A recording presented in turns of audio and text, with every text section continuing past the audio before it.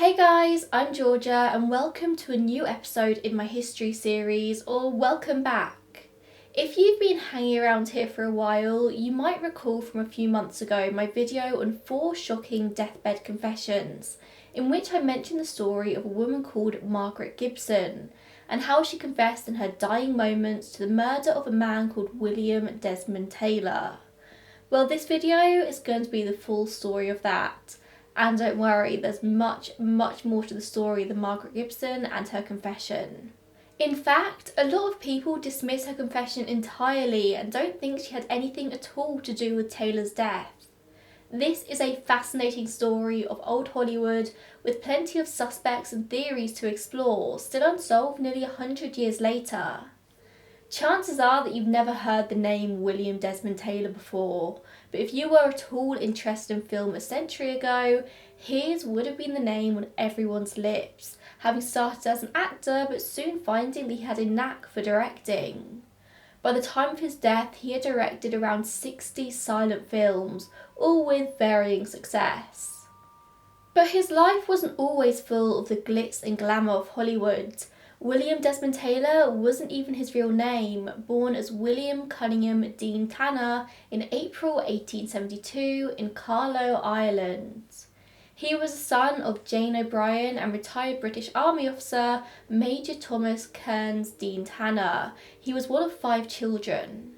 It seems his family were pretty well off. He was privately tutored as a child in French, German and history, and from the ages of 13 to 15, William attended Marlborough College in England, and it seems like his father very much intended for him to follow in his footsteps into the British Army. But William wasn't cut out for it and failed his entrance exam. Some sources state that his father was actually embarrassed by William and the inclination he showed towards wanting to be an actor, which was something only done by the poor and or effeminate, the gays. As a result, William was shipped off to Harper, Kansas in the USA in 1889, where he worked on a ranch called Runnymede.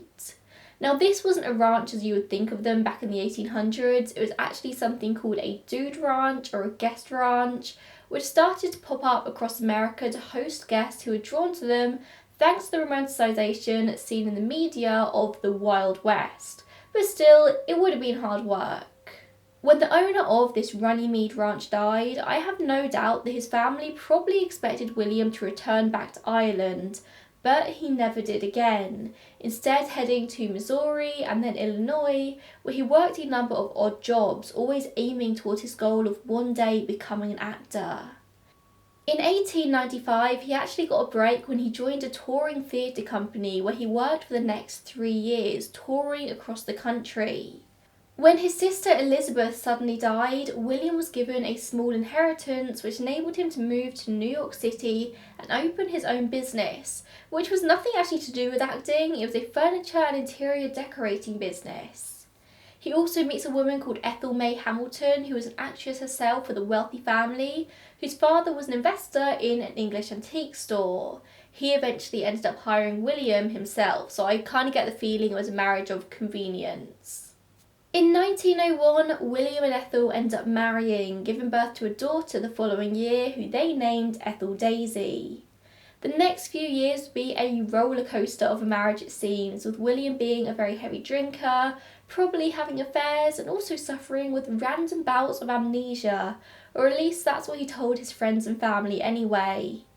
Eventually his business began to go under, the debt started to mount up, and so he makes the decision to abandon everything, including his wife and now 6-year-old daughter. He leaves his business, his city, and even his name behind, starting a new chapter of his life under the name William Desmond Taylor. He would spend the next few years travelling across America, doing odd acting jobs, and even trying his hand at a bit of gold prospecting, it seems. At first, his family would think that he was suffering with another one of his random bouts of amnesia, but they soon realised that was not the case. He wasn't coming home. William gets his break into film thanks to his wealthy upbringing and years of riding lessons actually, landing multiple small roles as extras in cowboy movies. Soon the right people began to notice him, he was given more and more prominent roles, before signing with a company in 1914. That same year, he played the title role in the silent film Captain Alvarez and appeared in 27 movies in total before he began to dabble in directing, finding that he was a very talented director. Over the next few years, he would direct 59 movies in total, becoming a name known by everyone in Hollywood, and even worked under Paramount Studios in a time when film studios were king. But this didn't make him exempt when the war eventually came around. William was drafted and he finally got into the army. He never saw combat but spent time in England and France, even earning the rank of Major, the same as his dad. Something that was common knowledge to everyone in Hollywood was that William Desmond Taylor was a gentleman through and through. With his Irish charm, everyone who knew him said that he was a very fine man, and he had women hanging on to his every word. He eventually fell in love with an actress called Neva Gerber, but she was already married, and from what I can gather, her and her husband split, and she was even engaged to William, but the actual divorce wouldn't come through until after his death. After his disappearance, his own wife Ethel had applied for a divorce and it had been granted, so he was technically a single man. In 1918, Ethel May and Ethel Daisy were actually back home in New York City watching the newest hit film Captain Alvarez, only for Ethel to exclaim to her daughter, "That's your father," when William appeared on the screen. So Ethel Daisy wrote to her father, care of the film studio, and in 1921, William went back to New York to visit them. From what I can gather, William was happy enough to have his ex-wife and daughter back in his life, and even named Ethel Daisy as his heir, although he was never going to win any Father of the Year awards, that's for sure. Other women he had close relationships with in Hollywood included Mary Miles Minter, a tragic child star and daughter of a very controlling stage mother. When Mary was a teenager, she began to star in William's silent films and soon became enamoured with him, despite him literally being old enough to be her father. Mary was in her late teens at the time and William was well into his 40s. There's very differing views as to whether the two of them actually had a romantic relationship at any point, but it does seem to me that William just viewed her as his protégée. He definitely had a soft spot for Mary, perhaps as she was the same age as his estranged daughter, but he probably knew that their age gap would never allow for a scandalous romantic relationship. But we do know that Mary was definitely hopelessly and completely in love with William, there's no denying that, and she would continue saying so for the rest of her life. After his death, love letters were found which read, "Dearest, I love you, I love you, I love you. Love always, Mary." There may have actually been a romantic relationship there, but nobody's entirely sure. And then there was Mabel Normand, who he was also rumoured to be involved with romantically, and again, there's a lot of questions. There were definitely constant rumours of his relationship with Mabel though, and Mabel was still significantly younger than William at the time, but she was in her late 20s, so it was much more socially acceptable. She was another silent film actress and later a director and producer, and she was one of the most sought after comedy actresses of the time, and she struck up a very close relationship with William. Again, some think it was romantic, some think they were just best friends. The story goes that the two became close due to Mabel's drug addiction. She was addicted to cocaine. William was famously anti-drugs and would do everything he could to help people suffering with addiction. Nobody really knows where his anti-drugs crusade stemmed from. Perhaps from his time at war, he saw some things that set him on a mission. But when Mabel came to William, reportedly asking for help with her cocaine addiction, William was all too happy to help in any way he could, and hence they became friends. After his death, there were rumours that William was the one who provided Mabel with drugs, but the opposite was actually true it seems. He may have actually got himself in trouble by standing as a roadblock between Mabel and drugs, standing up to the drug dealers of Hollywood. Obviously, this story is from a century ago. Hollywood was mysterious to even those closest to the world back then, so it is pretty difficult to get a story straight in this case, and I am aware that the information might not be 100% correct, so just take all of the finer details in the story with a pinch of salt. We'll delve into all of this more later in the video when we're talking theories, but the general consensus is that William was on a mission to save Mabel from her drug addiction. So as you may be able to tell, there was no shortage of women after William's affections, that's for sure. But I feel like this might be a good time to just slip in there that there have long been rumours of William being bisexual or even gay, but of course there's no way of knowing for sure a whole century later. William Desmond Taylor was 49 years old when he died in his bungalow on South Alvarado Street in Westlake, Los Angeles on the 1st of February 1922. That evening, Mabel Normand had been round to visit, staying for just 45 minutes for a chat and to pick up a book before William walked her back to a chauffeur-driven car. The two apparently spent a lot of time discussing literature, so this was normal for them. It was 7:45 p.m. and she blew him a kiss as the car drove away. William's death would later be noted by investigators as being just mere minutes later at 7:50 p.m. or around that time. Two neighbours, Faith and Douglas McLean, would later come forward saying that they'd heard what they assumed to be a car backfiring at around 8 p.m. that night. They didn't know the specific time, but around then. Faith decided to investigate the noise and looked outside going to the front door, and in the evening light saw someone coming out of William's bungalow. The person closed the front door, walked down the steps, and even made eye contact with Faith and calmly walked towards the street. Because of how calm and collected this person was, Faith had no reason to think it was anything untoward. William was a Hollywood director. He had people coming in and out of his house constantly. So, as I said, she and her husband put the noise down to a car backfiring and went back about their business, forgetting about it entirely until the event of the next morning. Faith would later say, "It was dressed like a man, but, funny looking. It was dressed in a heavy coat with a muffler wound around the chip and a cap pulled way down over the eyes."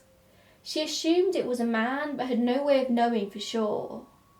Around 8 p.m. also, William's chauffeur called the home but received no answer. 15 minutes later, he turned up at the house in order to return his car keys, and the light was on, but there was no one answering to the doorbell, so he just left. Another neighbour, silent film actress Edna Purviance, returned home around midnight, and she also noticed that William's lights were still on, but assumed that he was probably still working and didn't want to disturb him. No one would know that William Desmond Taylor was lying dead in his home until around 7 a.m. the next morning, when William's butler, a man called Henry Peavy, turned up to work. Henry is described by some as a butler or a valet or chef. He just worked for William, doing all of the odd jobs that needed to be done, it seems, and he'd been working for him for around 6 months at this point. Upon entering the house, Henry soon saw William dead on the floor and quickly fled from the house, shouting that Mr. Taylor was dead, to which Douglas McLean and the landlord rushed over, and Edna, who I mentioned just a second ago, immediately called Paramount Studios before anyone even called the police. You may recall me saying before that William worked for Paramount, and studio representatives turned up at the scene very quickly before even the police, and were quickly able to clean up around the home. But why would they need to do such a thing? Well, this was a time when actors, directors, producers, writers would be signed to work under one specific studio, either for an allotted amount of time or for a certain amount of movies or whatever other terms. When you signed a contract with a studio, you were kind of signing your life away, and the studio could control everything you did, who you socialised with, who you dated. Everything about your public image was theirs to own, and if you were involved in any scandals as somebody employed by the studio, it would directly reflect on them. So it was in the studio's best interest to keep the lives, and deaths apparently, of their employees scandal-free. And at the time of William's death, Paramount were coming off of the back of two pretty serious scandals already. First, there was the Fatty Arbuckle scandal. Roscoe Fatty Arbuckle worked very closely with Mabel Normand in a lot of films. They were both comedy actors, until in September 1921, Fatty was arrested and charged with the rape and murder of a young actress called Virginia Rapp, during a party in San Francisco. As you can imagine, this was a very serious accusation, and his latest movie, Crazy to Marry, was very quickly pulled from cinemas nationwide. Even the fact that Fatty Arbuckle had thrown a party was bad enough, as this was in the midst of prohibition and alcohol was illegal. The fact that a woman was found dead at this illegal party was horrifying. The most damning evidence against Arbuckle was the word of a woman called Maud Delmont, who told the police she'd watched Arbuckle pull Virginia into a room, and half an hour later Virginia was screaming and then she was found dead. She told the police Arbuckle did it, and so he was arrested and charged with manslaughter. He, of course, denied the accusations entirely, saying after a few drinks Virginia had become hysterical and said she couldn't breathe. He said that at no point was he ever even alone with her, and that she was so intoxicated that they put her in a room of her own so she could recover. Very, very long story short, Virginia's body was found in a horrifying state, and there ended up being 3 trials in this case. Delmont was found to be an unreliable witness, as she had a very shady past of her own, and even sent telegrams to attorneys saying, "We have Roscoe Arbuckle in a hole. Here's a chance to make some money out of him." Medical evidence showed that Virginia apparently had a chronic bladder condition, and even though original witnesses said that her body was found in a terrible state, apparently the autopsy found there were no signs of violence on her body, and a doctor who treated her before her death said that she told him Arbuckle hadn't assaulted her. Twice the jury deadlocked, and at the 3rd trial in 1922, witnesses who knew Virginia in life testified in what was basically a character assassination. In April 1922, Arbuckle was acquitted after just 5 minutes of deliberation from the jury, who said they felt like a great injustice had been done to him. This case is still very divisive to this day, and nobody still can agree whether Arbuckle was innocent or guilty. But the point is, when William Desmond Taylor died, Paramount Pictures was still in the midst of this scandal, and protests against their films are already being held nationwide. Fatty Arbuckle never really worked again. He did start to make a comeback in talkies in the early 30s, but then he died. And then there was another scandal as well, one which involved drugs and a man called Wallace Reed, another silent film actor who was known as the screen's most perfect lover, the all-American family man. Whilst working on a film in 1919, Reed was seriously injured in a train crash and needed stitches for a head wound. He was given morphine for pain so he could continue to work through it, and soon he got addicted. It got to a point that he couldn't even function without morphine, especially as the film studio put more and more pressure on him to get through films. They would pump them out at an extraordinary rate, and the actors just had to be able to keep up. In 1921, Reed was arrested in Portland, Oregon for violating prohibition law, yet another blemish on Paramount's records. Wallace Reed soon became a shadow of his former self, and in October 1922 he collapsed and was sent to hospital. Just months later he would end up dying in a sanitarium, and this is often said to be the first major celebrity drug scandal. So it's safe to say that Paramount Pictures did not want another scandal on their books. Their number one priority when they heard about the death of William Desmond Taylor was to ensure that there was nothing the police could find in his bungalow that would make him look bad, so they came in and did a bit of cleaning up. Nobody knows exactly what the studio removed from the home that day. I mean, that would kind of defeat the point of them doing it in the first place. But we can assume they probably took some bootleg alcohol and love letters, most likely letters from Mary Miles Minter herself. From the very first moment, any investigation was completely compromised.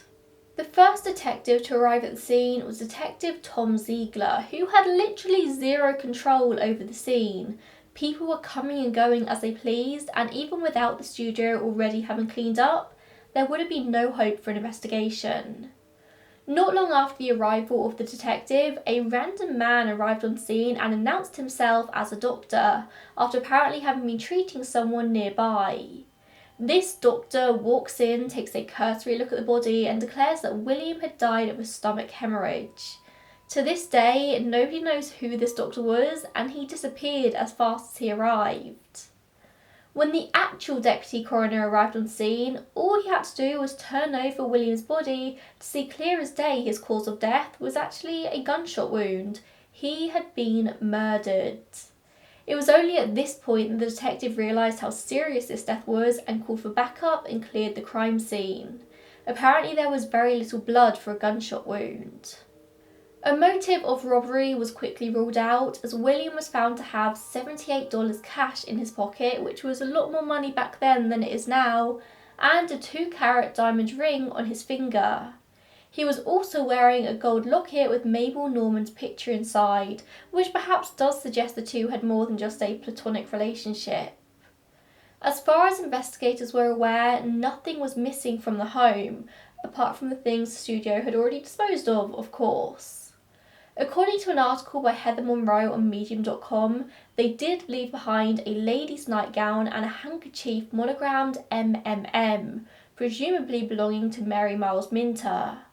Just these two things alone were enough to send the media into a frenzy, describing William's bungalow as a love nest. As well as this, it also soon got out to the media that this man wasn't even called William Desmond Taylor. He was William Cunningham Dean Tanner, who had abandoned his wife and daughter back in New York over a decade earlier. So not the all-American Hollywood gentleman he was thought to be. The coroner was a man called Dr. A.F. Wagner, and his autopsy showed that William was murdered by a bullet wound in his left side, which entered the body about 6.5 inches below the armpit. It penetrated both lobes of the left lung, passing through almost the entirety of his body. The coroner found the bullet just beneath the skin, 4.5 inches to the left of the right shoulder, and the cause of death was undoubtedly the gunshot wound. The verdict of the jury at the later inquest was gunshot wound of the chest inflicted by some person or persons unknown to this jury with intent to kill or murder.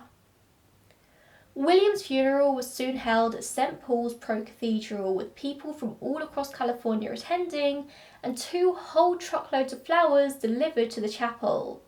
Mabel Normand was reportedly so distressed by William's death that she ended up collapsing at the sight of his coffin.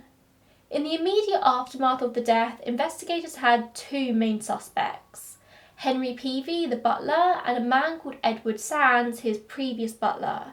So let's explore those for a bit. Henry Peavy, I suppose, was the obvious suspect to explore first. He was the one to discover the body, he had intimate access to William's life, and just 3 days earlier had been arrested on charges of social vagrancy for being lewd and dissolute. It seems he was caught soliciting boys in a public park, so regardless of whether or not he was killer, he was probably a bit gross. I don't have much more information for you on his crimes other than that, I'm afraid, apart from the fact that William was scheduled to appear in court on his behalf the very next day.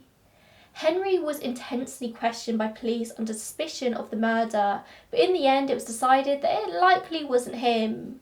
William had bailed him out after his arrest and was due to appear in court the next day, as I said, so William's death wouldn't do Henry much good. Henry had left the home the previous night, not long after Mabel Normand had arrived, and didn't return until he found the body the next morning. Henry said that on several occasions William had been annoyed by mysterious people walking around outside his house, and that he wondered why William didn't carry a gun with him for safety. He did have a gun, but he kept it on his bureau, not on his person. Apparently, once Henry and William had a conversation in which Henry said that someone could just walk up the stairs and attack William whilst he was in his bedroom, to which William responded, "No, he won't. I keep my gun on the bureau, and if I hear anyone walking up these stairs and he doesn't answer when I call him, he's a goner." Apparently, on more than one occasion, William did actually chase people away with guns. Whether these people had more ominous intentions or if they just wanted to explore the home of a movie star and detective, we don't know. Despite investigators pretty quickly striking Henry off as a potential suspect, there was one reporter for the New York Daily News called Floribel Murr who refused to believe that he was innocent and thought she could trick him into a confession. Henry Peavy was a black man, and Floribel had learned from the movies that black men were deathly afraid of ghosts apparently, so she decided to use this to her advantage. She approached Henry and told him that she would pay him $10 to take her to William's grave in the Hollywood Park Cemetery. When Floribel and Henry arrived at the grave, a man called Al Wineshank came out of the shadows covered with a white sheet. Yes, really, and pretended to be the ghost of William, saying, "I am the ghost of William Desmond Taylor. You murdered me. Confess, Peavy." They really thought that would be enough to spook him into confessing to the murder. Only Wineshank was from Chicago, he had a thick Chicago accent, and William was Irish, although I think he had an English accent. Henry, as you would, just burst out laughing and confessed to nothing. Which brings us to Edward Sands, who seems to me to be a much more likely suspect. He was William's butler before Henry and was a bit of a criminal himself, with prior convictions for embezzlement, forgery and serial desertion from the US military. Sands went through life under multiple different aliases. His real name was actually Edward Fitzgerald Snyder. He spoke with a very bad Cockney accent, but he was actually born and raised in Ohio. The summer before his death, William had spent multiple months in Europe, leaving Edward Sands back in California. And in that time, Edward had forged his name on several of William's checks, wrecked his car, stole a load of his clothes, and then just vanished. As you can imagine, William was not happy about this, and on his return he issued a formal complaint with the police, with a warrant being issued by the LAPD charging Sands with forgery and larceny.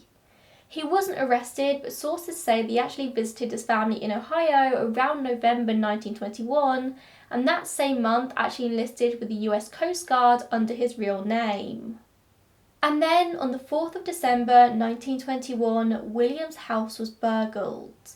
The back door was broken in and several items of jewellery were stolen, as well as his entire stock of special gold-tipped cigarettes, which I didn't even know existed. Some food was eaten out of the fridge and dusty footprints were found on the beds. In the following few weeks, the jewellery was pawned in Fresno and Sacramento, and the person pawning the jewellery was identified as none other than Edward Sands, confirmed further by handwriting analysis. In mid-December, one of the gold-tipped cigarettes was found on Taylor's doorstep, and on the 27th, both pawn tickets were mailed to him with a note that read, "So sorry to inconvenience you, even temporarily. Also observe the lesson of the forced sale of assets. A Merry Christmas and a happy and prosperous New Year, alias Jimmy V." Analysis also confirmed this note to be written by Edward Sands. This is all very weird behaviour, and it's not crazy to think that he may have returned to murder Taylor a couple of months later. However, after the receipt of this note, there's never been any trace of Sands ever again. There were many reported and rumoured sightings, but nothing actually solid, and nobody knows what happened to him. He just disappeared. In a Los Angeles Record article dated the 3rd of February 1922, so just the day after the murder, it says that detectives were quietly seeking a young New York broker whose identity is being kept secret in order to question him. The young man was said to be prominent in the movie world and was a friend of a prominent actress. Detectives didn't give much more information than that, it seems, and as much as I researched, I couldn't find out if they ever actually found this guy, who he was, and why they thought he might have information. That same article says they were working on the theory that William was murdered by a love killer, potentially a man who resented his attentions to some woman, or maybe some woman who resented his attention to some other woman. Which is actually a very nice segue into our next potential theory of Mary Miles Minter. Now, in all of the rehashings of this theory I've seen online, very few people think that Mary herself was responsible for William's death. We all know that she was absolutely, hopelessly in love with him and was distraught after his death. She would say for the rest of her life that he was the love of her life. Unless it was a kind of if I can't have you, no one can kind of situation, I just don't see this being likely. Mary was a love-struck teenager, she wasn't a murderer. Plus, there's literally zero evidence to support that being the case. This theory actually goes a bit deeper than that. Mary Miles Minter, as I mentioned earlier, was a child star, and as with so many child stars, she had a very pushy mother behind her, Charlotte Shelby. From the way that Charlotte's described, it seems that she had more love for stardom than she did for her actual daughter. She just wanted fame and, more importantly, fortune. She was a mother living vicariously through her child. Mary's first stage appearance was in 1911 under the name Juliet Shelby. But when that play went on to open in Chicago, where there were laws against under-16s performing, Juliet Shelby was miraculously replaced by Mary Miles Minter, who we now know was the same person. Charlotte basically used the birth certificate of a dead cousin to fake her daughter's age. In no time at all, Mary's name was all the rage, one of the top names in Hollywood. Although according to a Los Angeles Times article, sadly only 2 of her movies actually survive today. Mary lived her entire teenage years under the thumb of her mother. Mary couldn't breathe unless her mother said so, and she certainly couldn't date. But as we know, now 19-year-old Mary was enamoured with William, writing him love letter after love letter telling him so. In Charlotte's mind, any suitor probably would have been deadly for Mary's career. Charlotte needed her daughter to maintain her career to keep the life that she was used to. No, it was best if Mary just steered clear of men entirely. But then again, Mary was a teenager. Of course she had an interest in men.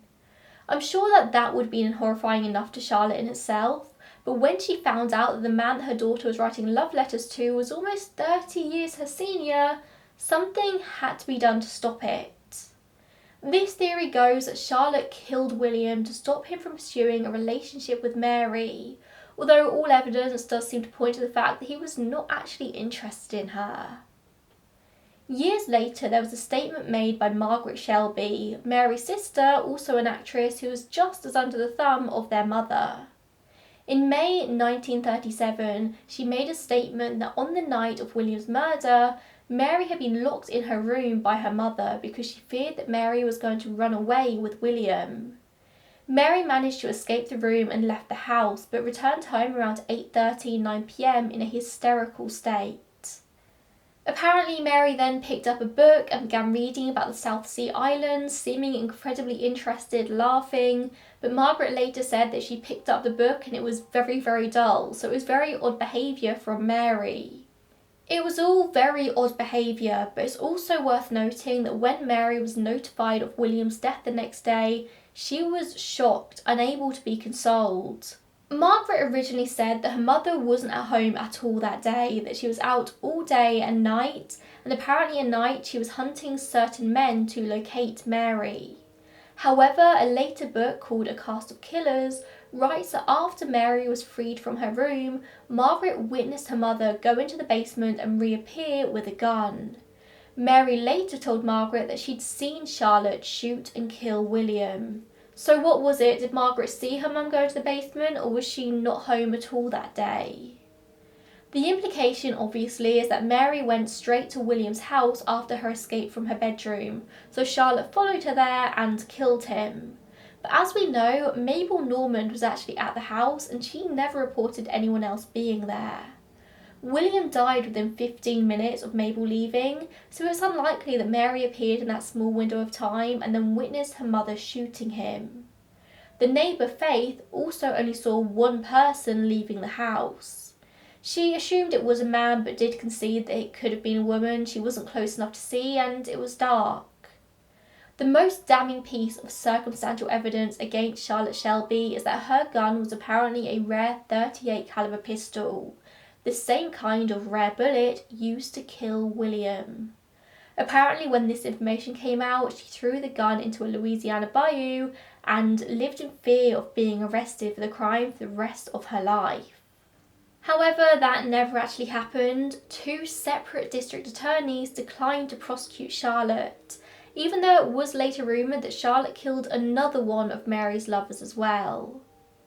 All in all, there's a lot of contradictions with this theory, but it does seem that Charlotte really might have been crazy enough that people thought it could be true. Mary herself even later said in interviews that her mother killed everything she ever loved. For years after this, Mary and Charlotte locked heads in a battle over Mary's money. They fell out and didn't speak for a very long time, but did reconcile eventually. If Charlotte did kill William to protect her daughter from scandal though, it didn't work. Mary's career was ruined after this point. She barely ever worked again and died unknown in 1984.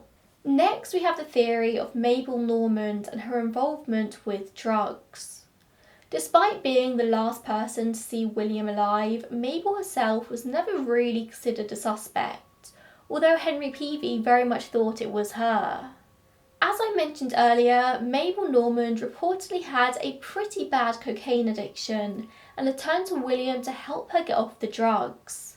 He figuratively and maybe even literally stood as a block between Mabel and her drug supply, and it's probably safe to say that drug tycoons would not have been all too happy about this. A huge amount of the drug supplies market would likely have been the film studios. All of the stars were addicts of some kind, and the studios let it happen because they worked better when they were on drugs. They had to be up all night, they had to keep going. But also they weren't allowed to be on drugs because that could cause a scandal and could reflect badly on them. It was a very multifaceted thing.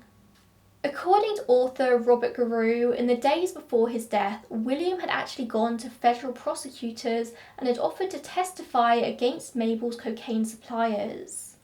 I'm sure we'll probably all agree that this is a pretty good motive for his murder. I mean, it's not crazy to think a powerful drug lord could hire somebody to turn up at his home and shoot him. It could have been a professional hit. The killer was in and out very quickly, leaving very little evidence behind, and was very calm and collected. There's a website called silentera.com and a newsletter on there called Taylorology, written by a man called Bruce Long.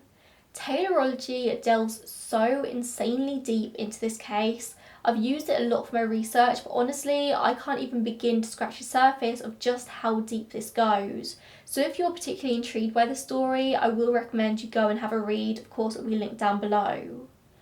Basically, Bruce Long writes that William himself may have actually been a drug pusher, a complete 180 from the anti-drug crusader angle. Taylorology points out that no credible first-person witness was ever able to support this rumour of William being a drug pusher, so it was all just speculation and rumour. That was until film director Marshall Nealon came forward in 1958, just before his death, saying that he himself had been addicted to drugs and that William Desmond Taylor had been his supplier. The rumour says that William himself had been supplying drugs to Hollywood since 1918, including to Mabel Normand and Wallace Reed. Customers would apparently arrive at his home carrying hollowed out books containing cash and would part with hollowed out books containing drugs. Remember how Mabel left his house that night holding a book? Could that be the reason that William was leading the drive against drug dealers in Hollywood? Was it because he wanted the market all to himself? Was he leading a double life? Again, with this being a century ago, all we can really do is speculate, but there was some press at the time suggesting that he was into drugs himself. And rumours don't really tend to come out of nowhere. There's never really smoke without fire. If he was indeed a dealer himself, he would have had no shortage of people who wanted to hurt him, I'm very sure. I realise those are two very, very different angles there. William, the anti-drug crusader, and William, the drug dealer. Next, let's talk about the theory surrounding Margaret Gibson, the deathbed confession I mentioned at the very beginning of this video. Margaret Gibson was a silent film actress herself who appeared in 147 movies between 1913 and 1929. Whilst a successful actress, she never quite reached the notoriety of people like Mary and Mabel though. Margaret's name never came up in relation to William's case. It seems they were in 1 or 2 movies together, but that was it. They weren't particularly friends, no connection was ever made. That was until Margaret's death in 1964, when she was now known as Pat Lewis. Pat/Margaret didn't have many friends or family it seems, although she was close enough with one of her neighbours. In 1935, Margaret fled to Singapore for unknown reasons, where she married a man called Albert Lewis. They had a very happy marriage until her husband was killed in the war when the Japanese dropped a bomb on the factory he worked in. So in 1949, Margaret headed back to California, where she moved into a small home in the Hollywood Hills, living on a widow's pension under the name Pat Lewis with only her cat for company. On October 21st, 1964, she suffered a heart attack in this home. A man called Raphael turned up to visit his mother at home to find out she wasn't at home, instead over at her neighbour Pat's house, who was on the floor in a great deal of pain. The ambulance took over 45 minutes to arrive, having got lost in the hills. And as she waited in pain, Pat/Margaret was clearly in great distress. She had recently converted to Roman Catholicism and was concerned that she hadn't confessed her sins. She asked for a priest, but of course the mother and son were unable to get one on such short notice.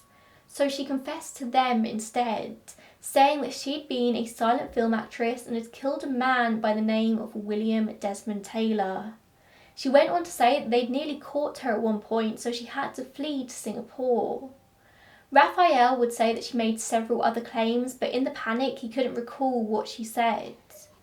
Raphael would say that she made several other claims as well, but in the panic he just couldn't recall what she said. They just dismissed her claims at the time. She was a delusional, kindly old recluse. She wasn't a killer, and she definitely was never an actress. Margaret sadly wouldn't survive her heart attack and died on the way to hospital. A few months later, these neighbours were named as beneficiaries to Margaret's estate, so gained access to her property to begin to clear it out, which is where they find a trunk containing letters and theatrical stills of a younger Margaret Gibson. She had been telling the truth about being an actress. At this point, the neighbour remembers something further. She already knew of her involvement with the murders, as one day the two of them were watching a TV show called Ralph Story's Los Angeles, which aired a small piece on the murder. Margaret became hysterical and said that she'd killed William. She thought that everyone had long forgotten about it. But apart from these two confessions, there's no other proof that Margaret Gibson had anything at all to do with William's murder. She provided no motive, no reasoning, just the statements. However, in 1923, Margaret had actually been arrested at her home on federal felony charges involving an alleged nationwide blackmail and extortion ring, and later was charged with extortion. Lots of people think this whole thing could have been linked to the aforementioned ongoing Fatty Arbuckle trial, that Hollywood was just corrupt and there was something much deeper going on. The trial had the lives of every single Hollywood figure under public scrutiny, and maybe Margaret snapped. Maybe she knew something she shouldn't have known. Maybe somebody blackmailed her into killing William Desmond Taylor. Or maybe her and William had remained in contact since their movies together all those years earlier, and she had a reason to kill him. Whilst it's speculated that the studio removed letters from the house from Mary and Mabel, is it possible that they also removed some letters from Margaret that they were actually able to keep completely under wraps? Maybe Margaret was in love with William herself and insanely jealous of his other relationships. Again, this is all speculation, we don't know anything for sure, mostly because any files relating to this case have long been lost. They're gone. Finally, there are a couple of other theories which are a little bit more out there, I think, but I want to mention them, throw them in the ring regardless. You will see some mention online of a theory that Edward Sands, the disgraced valet, was actually William's brother, Dennis Dean Tanner. This theory was actually started, it seems, by reporters at the time who were just looking to sell papers, but the truth is that it actually was investigated and there was found to be no link between the handwriting of the two men, Dennis and Edward.